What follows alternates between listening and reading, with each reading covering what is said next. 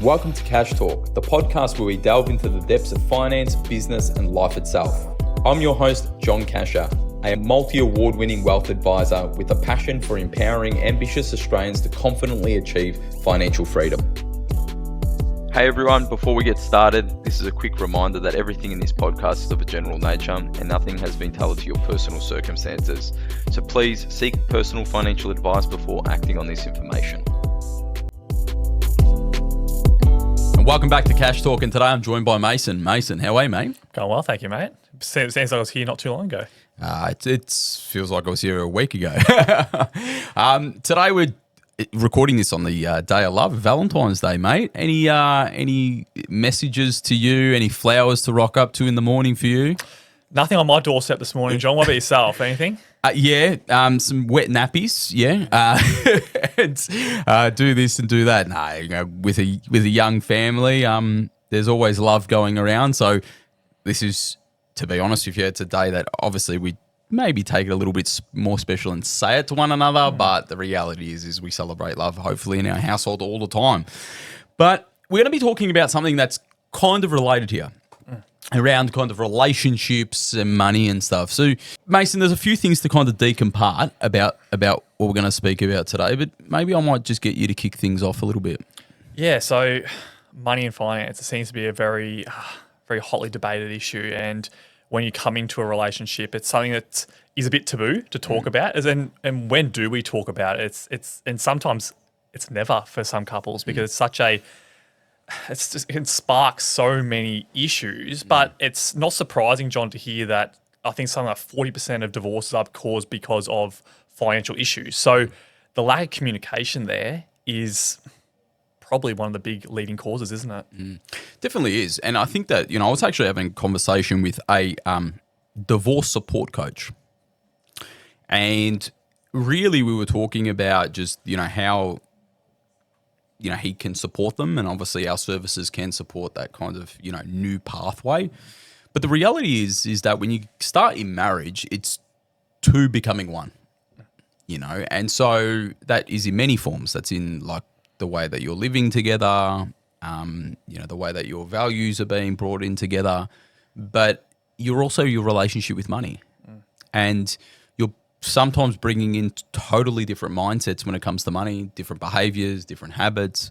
When I talk this kind of literal, it might be, for example, a person likes having their bank accounts completely set up and allocated. One person might like using a credit card. Like, you're bringing in habits into a relationship. And I still remember when I first started dating my wife, and then I think we were engaged, and then we moved in together. Like, little things was like, I used to live with my parents because we got married quite young. Like, the way she folded her towels were different to the way that my mum folded the towels. And I had to get used to that. And so imagine when you talk about finances and that kind of releasing, it's a bit vulnerable because you're kind of releasing that control to say, hey, we're now putting our finances together, And so there's a lot of friction. There's a lot of change.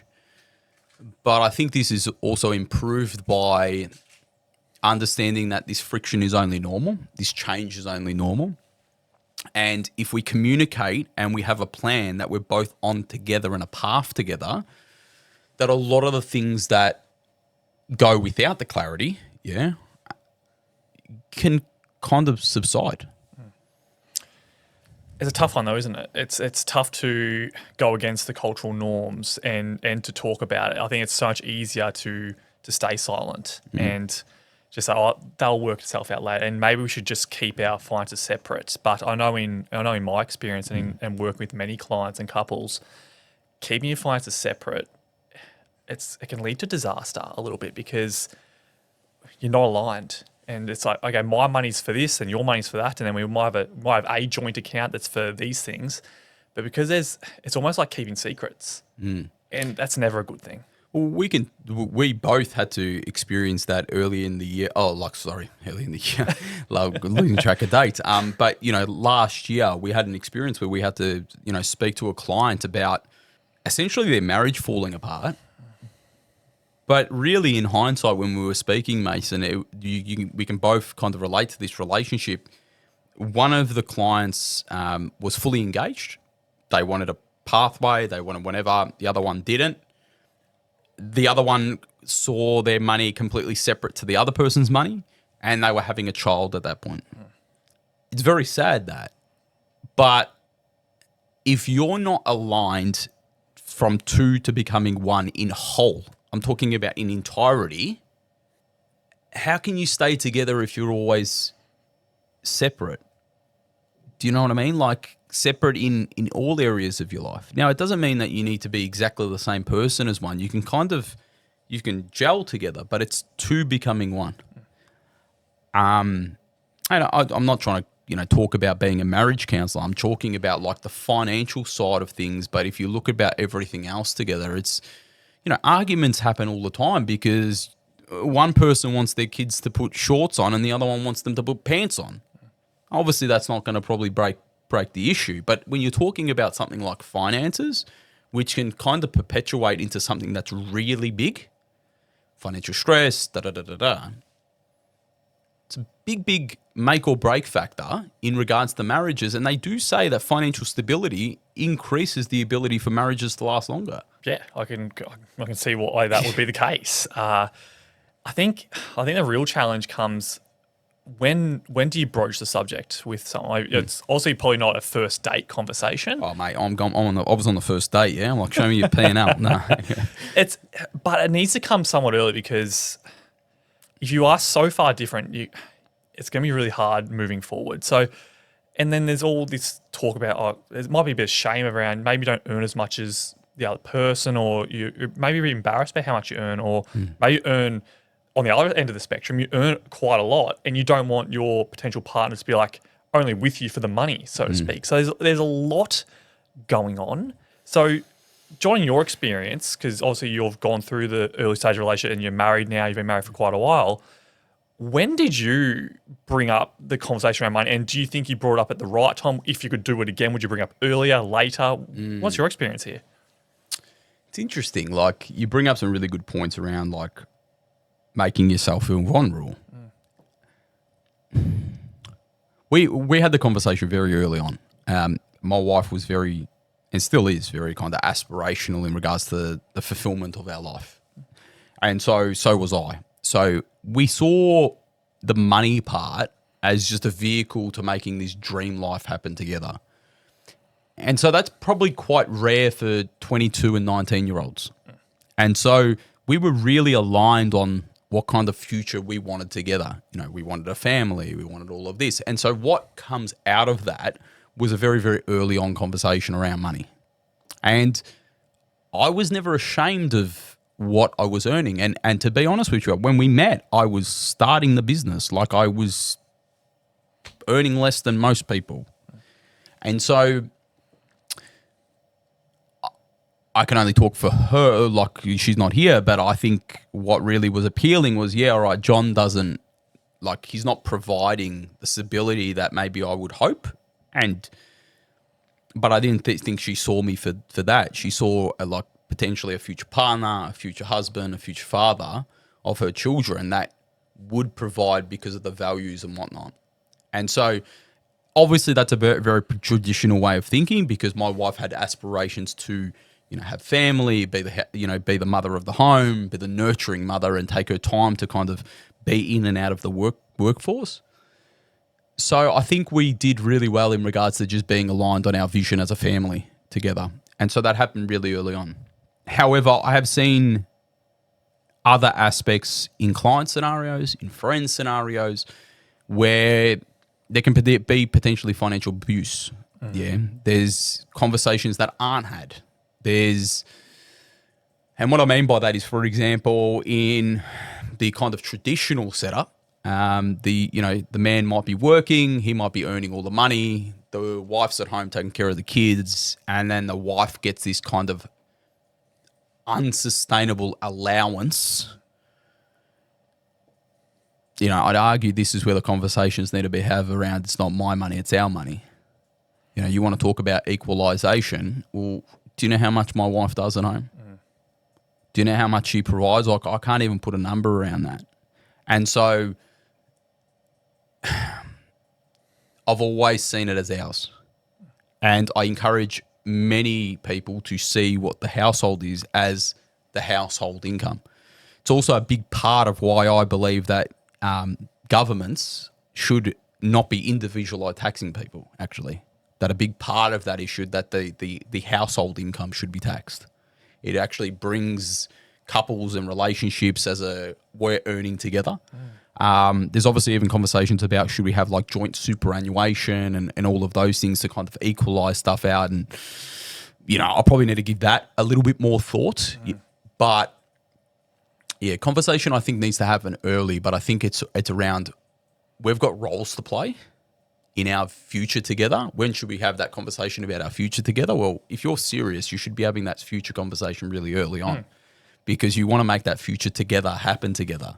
Now, someone might be going, oh, he's coming on a bit strong or she's coming on. Well, no, I'm not here to muck around. Like if I'm dating someone, what am I here for? Like, am I here to waste my time? And my wife was very like strong about this, and I think I was quite strong about this. And Mason, you're probably the same. Like, I don't want to waste my time. And so if you're not agreeing on the financial aspect, which is a core pillar of things, if you're not aligned on family values, on travel, on whatever it is that interests you, why waste the time? So I would argue that it needs to happen very early on. And if you're not talking about it, are you covering up something that's bigger? Yeah. Are you covering up? Like, why aren't you having the conversation? And we do see that every single one of our clients, that the couples rock up to the meetings, the couples that plan together, seem to be living a much more fulfilled life. Completely agree with everything you just said there. I think, as you say, like often there might be one member of the couple who loves doing the finance stuff a bit more than the other, but as long as they're both participating, they're there and they understand where the money's flowing and why it's flowing that way, we'll see great success. Correct. And both people aren't going to have the same financial literacy, or the engagement or interest or whatever, but it's like, are we planning this future together, or is it separate and they're just coming on board? And I've seen that. I've seen people where, in hindsight, like the one person who kept on coming on, and then the divorce happens, and it's like he or she was planning their future, and I was jumping on the ride. And now we kind of don't do it. We say to people, like, especially when we're going through the initial stages, like if your partner's not here, we're not engaging. But that was a learning. That was a learning for me. It was a learning to understand how much impact that actually does have. And I think there's another growing thing that we need to also be aware of is now remarriages. So like the second marriage. And we're seeing a fair bit of this, coming in, like interest coming in, new partners, this, that, and that kind of throws a different dynamic. So when you're obviously talking about like early on, conversations need to be had, vision together, life's going to throw curveballs, but having a plan together, values, you'll hopefully get through those rocky times, because marriage and commitment is not smooth sailing. If people saying it is, it's not. Everyone has their ups and downs days, but that's what makes marriage beautiful in my eyes. Not just that, obviously other things. But when you talk about remarriage, you're usually coming in with mature families. And when you got mature families, you usually got significant levels of asset values, significant levels of equity positions, significant levels of debt positions, and also different stages. So with sometimes people have come in and there's a disparity between the partners as well. And there's also potentially kids. So you're now talking about blended families. So you're not, first and foremost, in that scenario, finances need to be talked about immediately. Because there's more people with interest of the financial position that you grew together, if it be the kids from the first marriage or whatever's going on. Also, the commitments. Do you have child support that you need to pay from a previous marriage or whatever's the scenario? Now, not to say that that's the make and break. It's just around, okay, we need to have a discussion around how we're mapping this out. Like, what am I getting myself into? I've already been in a relationship. It obviously didn't work out for whatever reason. We're now in love with one another. We now want to join we want to join our pathways together. But what do we do with that existing pathway that might be allocated for previous arrangements? And so binding financial agreements in those scenarios are an absolute must. This can also be said for people with disparities in asset values, especially early on. But it's something that needs to be talked about because it's happening more, Mason. It's happening quite a lot now. It's not uncommon like it perhaps once was, and this is a major challenge for many of couples that we find in our space who come through. It's cash flow is a really it's a big conversation for everyone, but for these types, it's massive. It's like these assets for my kids, those assets over there for your kids, and keeping that separate. It's almost treating the new relationship like a business. It's like we're coming together and we're forming a new partnership. What we did in the past, that's not included in this partnership, and then beginning anew. And I found that has worked quite well for many of my clients, and to treat it as separate. But it's not for everyone either. Sometimes people blend it all together, and that can work for some people. But I find that increases the risk. And it's just like, then what's going to happen if you pass away first? It's a lot going on. And I think, Mason, it's also around like, what are the commitments I'm getting myself into? Do you know what I mean? Like, as in, yes, we're forming a new pathway together, but like, you're earning 150, I'm earning 100, but 50 of yours is going to child support. And like, what's the impact of your previous arrangements on my current scenario with you? Yeah. Now, you can go in blindly, you can go into all of that. And money, I'm going to emphasize, should not be the make and break in the person's scenario. Let's be honest, yeah? But it's around, if you can understand both scenarios, you can then plan together and you can have that commitment. Because if you have the conversation early, you can nip it in the butt straight away. You don't need to kind of wait for years to happen, love to flourish, new children, or I don't know, whatever's the scenario that's going to happen. And then you're like, okay, this has turned into an elephant in the room now. I'm resenting you for the $500,000 that you paid in child support. And that means that we couldn't live in the house in our current. Resentment's a disease. When you, I was like, that's the first thing that came to my head. It grows and grows and grows. If it's not talked about, it will consume the whole relationship. And then, unfortunately, that can lead to the relationship ending. And then you got even a bigger mess to deal with. So it's, nip it in the bud. I think that's just get it done. Like, rip that Band-Aid off. And the more you do it, the easier it gets. Like anything, you get better at it. So whether it's a monthly thing, like on the first every month, we sit down, we talk about our finances, whatever works for you, whether it's meeting with your advisor, in our situation, we meet with our clients quarterly, and we have that conversation. I think that's really healthy. It definitely is. And I know like me and my wife get a lot out of like the realignment. Just like, hey, listen, we've been, neck highing kids. We've been worried about this. Okay, cool. We still on track? Are we on the pathway? Where have we deviated? What do we need to do?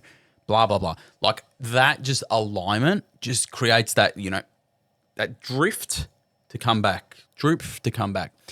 Mason, what would you say to the people that are maybe in marriage, like mature marriages, say 10 plus years, even less, but you get me what I mean, mature marriages, and they've kept their finances separate up until now? Well, that's a tough one. That's a really tough one.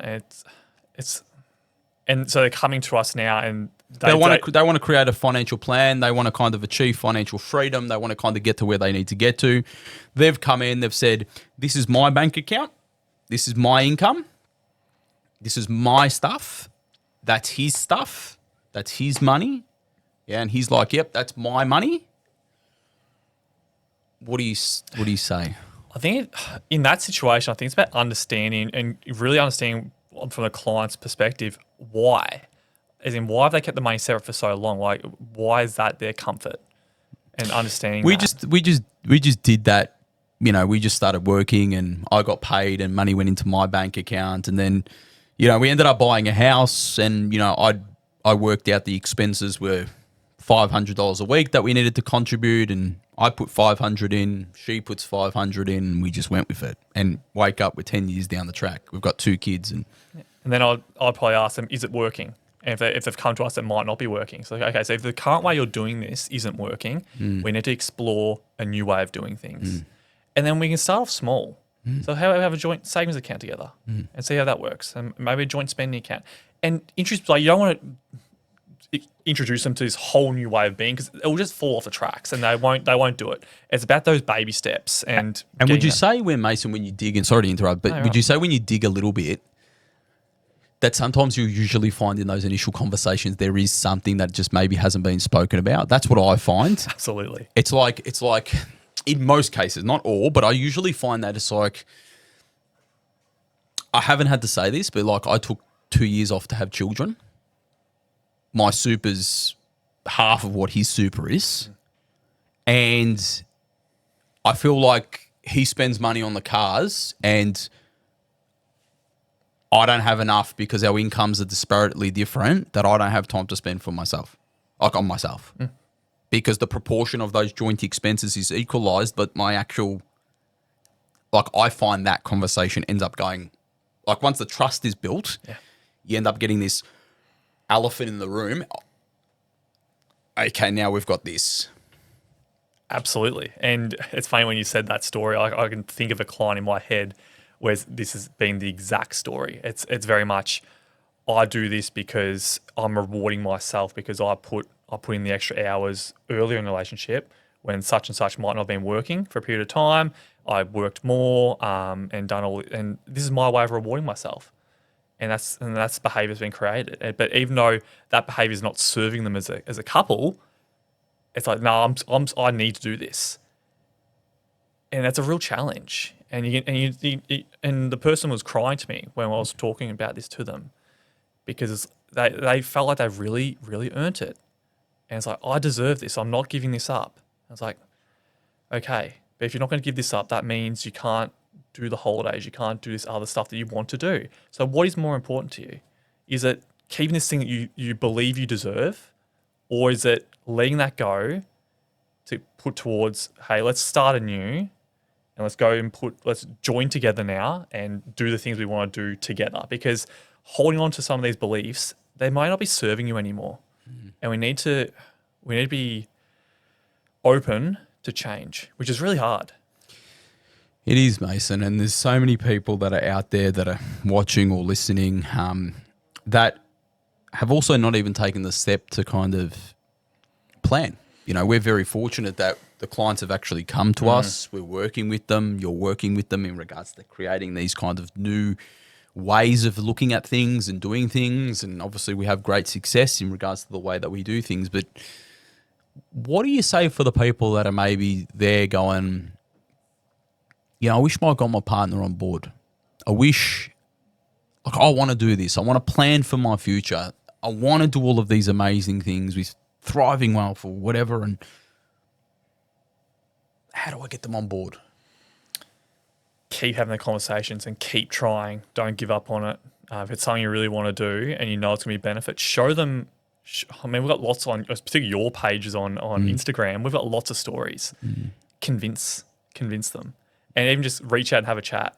We also do a 15-minute introductory chat. Just have a chat to us and see if it could align. And then if it works, great. And then like get them both on the call. They'll speak to you at some point and they can really understand, yeah, it's going to really benefit. It's about coming with a open mind and just keep trying. That's the biggest thing. Like, you don't want to close the door on it because, as you know, we work with so many people and we build out so many exceptional lives for them. And at the end of the day, happy relationships too, because they're doing the things they want to do, the holidays. And you see it in their faces, how happy they are when they get to do these things and there's clarity around these things.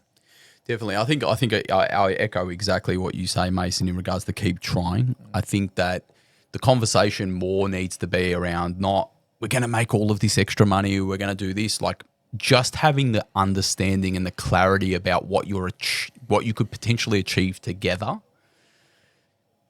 Having that sense of clarity and then confidence that you can make that happen together is such a beautiful thing.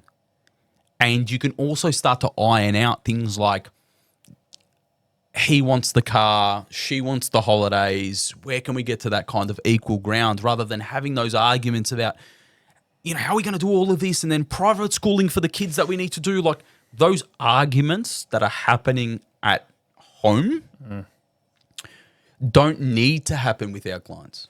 They don't need to. They can essentially email Mason and say, hey, Mason, Bob wants to buy a car. What's the impact to my financial future? Boom, boom, boom. Hey, mate, you can have the car, but Tracy's not going to have the holidays. We agreed to the holidays and we agreed to a car of this date. Where's the mutual? Let's jump on a call and map this thing out. Yeah.